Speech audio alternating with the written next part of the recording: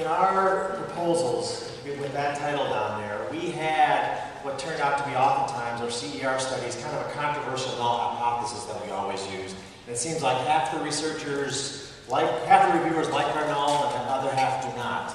And so I thought, in the spirit of this 60-second, trying to come up with a kind of a controversial thing to set things up, I just want to introduce what our problem was as far as writing down a null hypothesis in comparative effectiveness studies, especially with the fact that when something's out there that there's a guideline that exists. So guidelines say that all patients after a heart attack should receive a statin. 100%. It's in there, it's in the guidelines, 100% of the patients. Yet, in our study here, our complex Medicare patients receive this amount. And so quickly, we have all Medicare fee-for-service patients in Part D in 2002 to 2008, which had a heart attack. We found that 54% of these people had a statin within 30 days of their discharge from their hospital stay, and measured a little bit differently, 49.6%. The other thing to see here is that if you look at Florida and New York, the people in our samples in those two states, there's lots of regional variation as to whether people get statins. And then when you look down the rows, we divided these things by our complex conditions that were in our grant.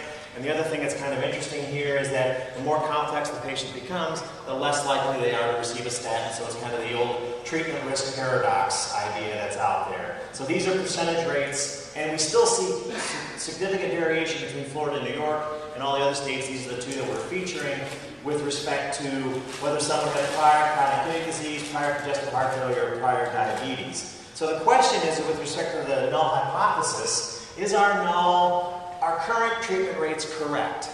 Are doctors correctly sorting patients to those they think are going to benefit from a statin or not?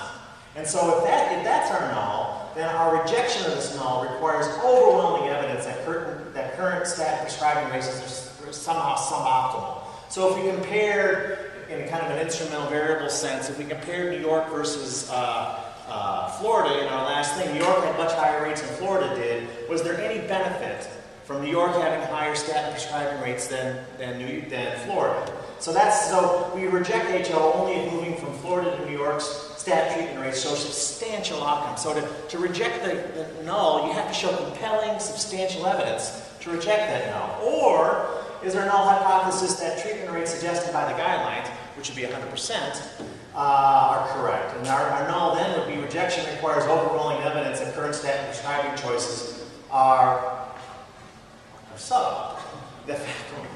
So basically, we would reject this if we move from Florida to New York rates. If we increase the rates, we show absolutely no improvement in benefits. We would say we're going to 100%. It's even sillier.